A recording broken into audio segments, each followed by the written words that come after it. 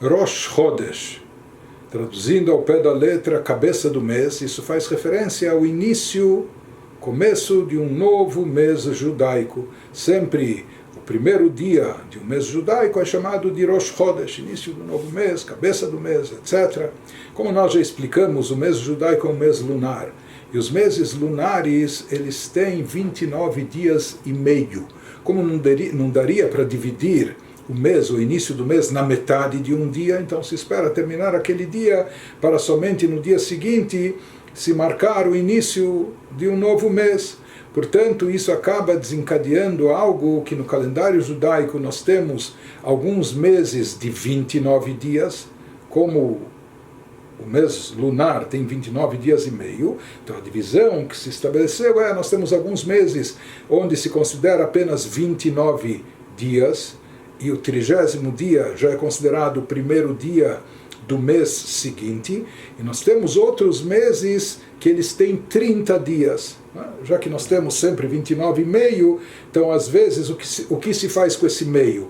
Às vezes ele fica para o mês seguinte, e daí se acumula uma defasagem, e no mês seguinte esse mês vai acabar tendo 30 dias, né? Porque ele tem 29,5 mais o meio que lhe restou do mês anterior. E nesse caso, quando o mês judaico tem 30 dias, nós teremos 2 dias de Rosh Chodesh. O 30º dia, que é aquele dia adicional, o 30º dia do mês que está terminando é considerado Rosh Chodesh, e o dia seguinte, que de fato efetivamente vai ser o dia 1 do próximo mês, também é Rosh Chodesh. Por isso, às vezes, Rosh Chodesh é apenas um dia.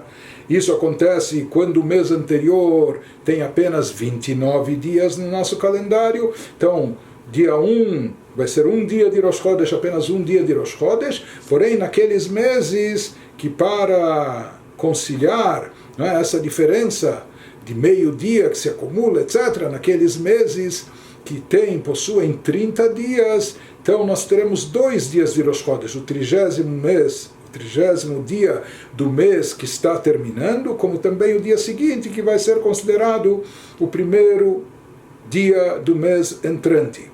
Os meses de 29 dias são chamados de Chodesh Haser, um mês faltante, porque está, na verdade, faltando 12 horas, etc., para completar aquele mês, enquanto que os meses de 30 dias são chamados de Chodesh Malé, de um mês repleto, um mês cheio, porque esse mês tem até mais do que ele próprio, por si só, deveria ter.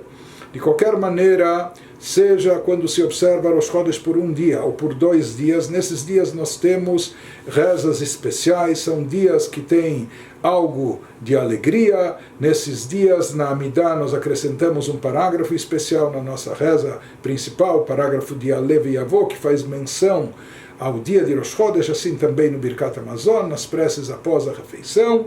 Isso é lembrado e mencionado. Além disso, nós temos nos dias de Rosh Chodesh a prece festiva de Hallel, que reúne um louvor, que reúne alguns salmos especiais, que terminam no Salmo 118, salmos de louvor, que se enaltece a Deus de uma forma festiva. Nós temos também a reza de Musaf, uma reza adicional em Rosh Chodesh, além das 3 habituais, em lembrança à oferenda adicional que era trazida no templo sagrado nos dias de Rosh Chodesh, que eram dias também de expiação geral, que traziam perdão para a comunidade, e por isso haviam também rezas especiais. Portanto, todos os inícios dos meses judaicos, dos 12 ou dos 13 eventuais meses do calendário judaico, o início deles é marcado pela data de Rosh Chodesh, que, como falamos, às vezes pode ser celebrada em alguns meses por um dia e em outros por 2. Em geral, há uma alternância. Quando o mês anterior foi só um dia de Rosh Chodesh, o mês seguinte